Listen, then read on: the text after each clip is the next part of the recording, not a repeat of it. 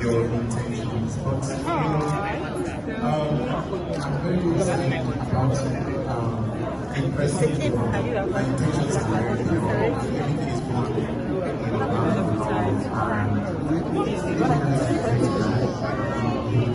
Yes. Needed to be convinced of. Instead, I got an instruction. I call it an instruction because it was as clear as a voice. Go and see Fela Durotoye. That was strange, so I resisted. Durotoye is a Nigerian pioneer. He's one of those rare people to whom you can clearly attribute a trend. In this case, motivational speaking. He's also incredibly empathetic and kind. There is a comfort you feel when Fela talks to you. He talks to you. He also listens, and he always has the right word for the moment. I had spoken at his events, supported his projects, and the honor to call him a mentor. But this depression was tied to my professional life, and he was not the person I went to when I had professional problems.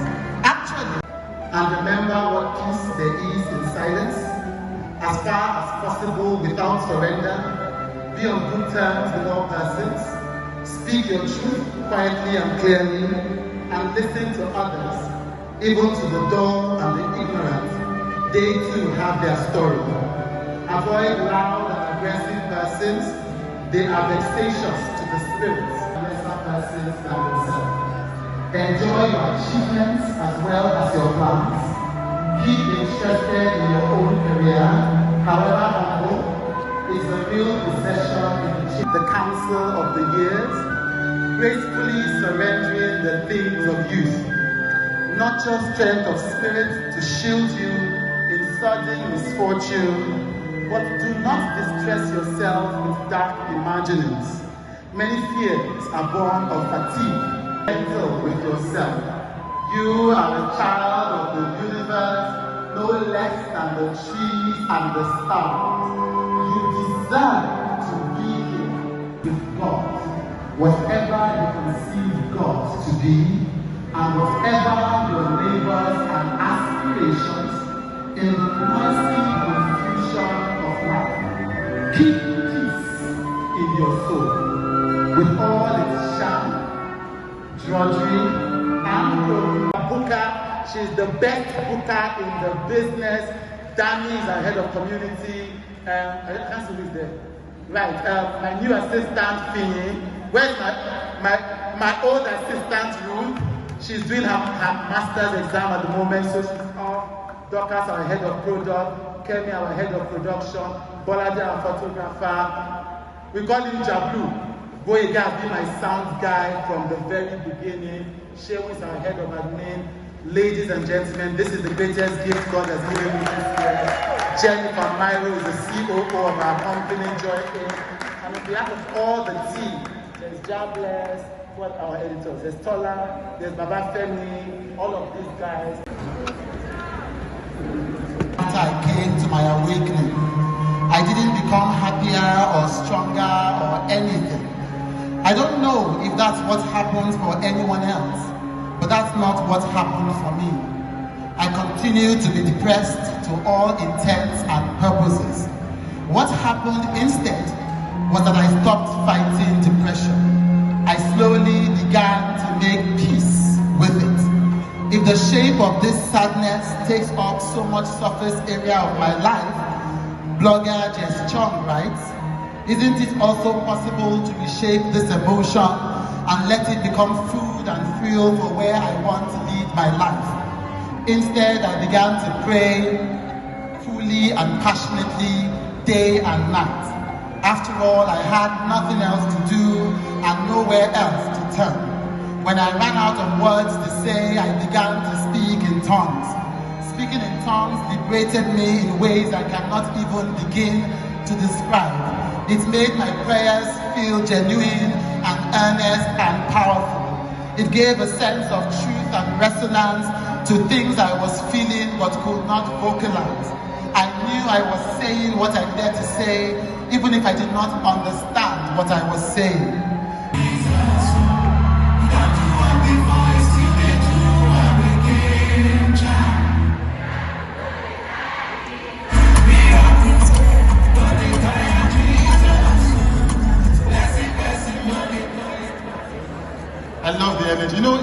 there's a different energy when people, accomplished people, sit together. There's a respect, there's a recognition, it's spirit to spirit. Moses, first, thank you for coming. You know, I want to ask you this first and foremost. So you know, I've been using you for my publicity rounds. And they asked me, Moses, I'm like, when last did you see a Moses Bliss interview? It doesn't happen. Why? I've just been maybe busy on the other side of doing music, traveling. So I've not really taken interviews, but I'm beginning to want to start. It's not like I just had not begun to do interviews like that. But we are honored that you chose to start here. Yes, yeah. I want to ask you quickly, you've become one of those gospel artists that has also become a pop culture sensation. You know, people love you. You've heard it. People want to be like you. People try to know what's happening. Still, when you saw somebody walk gently, like an Americana, into the room. If you know who that is, let me hear her name. If you know who that is, let me hear her name. The dream is counting. Ladies and gentlemen, my next guest is a sweet boy. Sometimes they call him a bop daddy. Is he ready? Is he ready? Is he ready?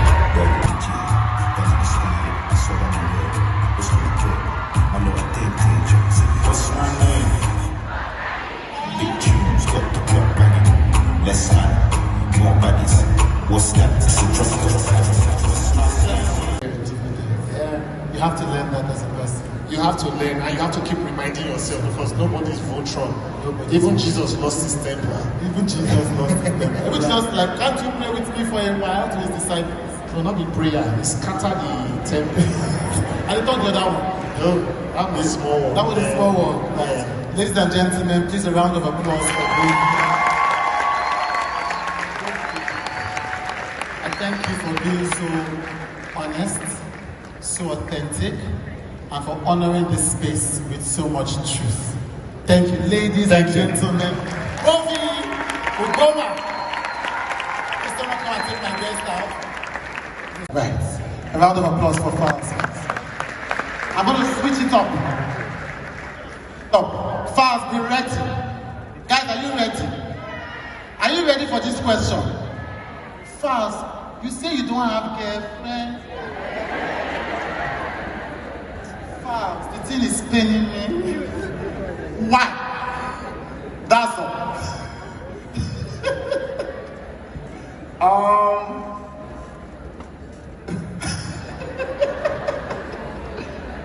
I've not found anybody that liked me. Everybody say it's a lie. Say it's a lie. Can I ask him again? No, on a serious note, in all sincerity, it's incredibly tough. It's incredibly tough to sort of have that. When I say that, I mean a healthy love/family life. And from the Abuja, we have a documentary called Where is Jideonwo that we released in October last year about NSAS. And Chude, who is the prophet of that documentary, it was your dad's law firm, the head of chambers in Abuja, that followed us in National Assembly for our first hearing. Your dad didn't even know who it was, just called and said, "Sir, we need them to take it seriously." So when Nigerians, so even though you don't do it for others, when people doubt your intention, fans, I've been there. You know, when people doubt your intentions, when people say you have collected money, and when they say you've collected money that you know that you have dashed people. So I don't know, without any specifics of anything, that must hurt, fans. of course, to answer your question, even though it seems impossible, we have choices. So I always choose light. You choose light, you choose love as a response. Yes, because with positivity comes all these things: light, love, patience. You know, with negativity comes everything: impatience, hatred, jealousy, anger. Yeah, some of us have been groomed with these things. But you know, if you take that kind of behavior and break the law, The law is not going to look at your past and say, oh, it's because he or she grew up in an abusive environment. Yeah. They will say ignorance of the law is no excuse. Yeah. So you have the duty to work on yourself. You have to do, nobody can change you. Yeah. People can inspire you, Yeah. but to change you is to do the work yourself. I mean, I'm going to go just a bit more personal because when you came on my show a few years ago, you talked about you hinted about the difficult relationship you had with your father. And by the time, and then this year, your father passed. So 2 questions. What made the relationship difficult? And have you forgiven your father based on all you've said by the time he passed? Yeah. What made the relationship difficult is what they call family patterns, is what the church calls generational curses. My father gave me what he had, and what he had was a lot of negative energy. You get what I'm saying? That was given to him as well. I have chosen to be the stop, to be the block. You get so. Round of applause for that. So, yeah. In a romantic way, yeah, I've never told somebody I love you. It's not like a sad P now. Why you guys say, oh? Don't you think? So why don't you think it's a sad? It's not, because I'm not devoid of emotion. Don't get it twisted. I have felt. I've said, oh, I really, really like you. Yeah. I just haven't said, oh, I'm in love with you. Also, maybe that borders on that caution that I've been speaking about. Maybe that borders on that, and just me not wanting to go all in. Maybe I'm overthinking it too, but that is what I would say the reason is. Yeah. So can you be happy without that kind of love in your life? That I just think it's too much of a burden for women. Women are ashamed when they have fibroids. Women are ashamed when they have trouble getting pregnant. Women are ashamed.